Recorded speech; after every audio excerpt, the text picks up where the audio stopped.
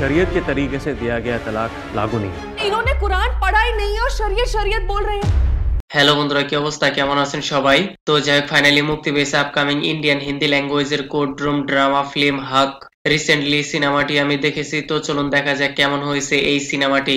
In this movie starring with Emraan Hashmi, role played by Mohammad Ahmed Khan and Yami Gautam, role played by Shazia Bano. সিনেমার story একদমই simple but very sensitive টপিকের উপর base করে build up করা হয়েছে। মূলত এইখানে মুসলিম শরীয়তের 3 তালাক বলার মাধ্যমে স্বামী আর স্ত্রীর মাঝে ডিভোর্স হয়ে যায়, সেই টপিকের উপর বেস করে এই পুরো সিনেমাটি প্রেজেন্টেশন করা হয়েছে। আর এটি একটি রিয়েল বেসিস কন্টেন্ট, যেখানে মোহাম্মদ আহমেদ খান তার স্ত্রী সাজিয়া বানুকে 3 তালাকের মাধ্যমে ডিভোর্স দিয়েছিল। তারপর তার সন্তানদের ভরণ পোষণ দেওয়া বন্ধ করে দিয়েছিল, যার ফলে তিনি স্বামীর বিরুদ্ধে 125 সেকশনে কোর্ট কেস করেছিল তার ন্যায় হকের জন্য।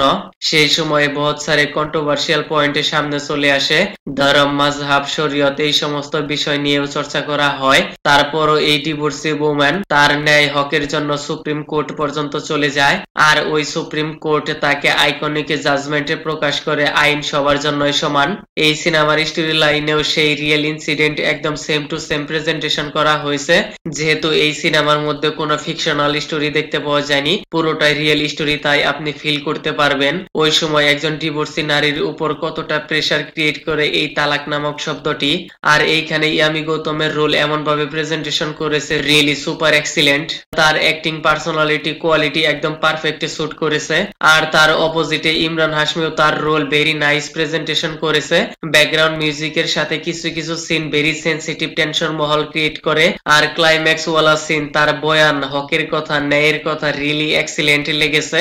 কিউকি সেইখানে বলা হয়েছে হিন্দুস্তান সিটিজেন হয়ে যে রকমের ফ্যাসিলিটিস পায়, বাট মুসলমান হিন্দুস্তান হয়ে সেই রকম ফ্যাসিলিটিস পায় না, কেন তাদেরকে ভিন্নভাবে দেখা হয়, এইরকম পয়েন্টও ট্রিগার করা হয়েছে।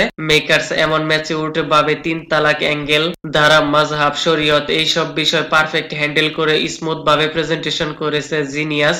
লিটারেলি আমার কাছে এর ফার্স্ট পার্ট একদম পারফেক্টলি লেগেছে। সেকেন্ড পার্টে কোর্টরুম ড্রামা, বছরের পর বছর জাজমেন্ট ডেট, একটু লং লেন্থ ফিল হয়েছে। তাছাড়া বাকি সবকিছু ঠিকঠাকই রয়েছে, একদম point to point screen play করা হয়েছে, বোরিং কোনো সিন নেই। তো যাই হোক, মন চাইলে আপনি দেখতে পারেন একদম pure family courtroom drama basis content. Kindly subscribe my channel. Okay then, ভিডিওটি কেমন লেগেছে আপনার? ধন্যবাদ, দেখা হবে পরের ভিডিওতে।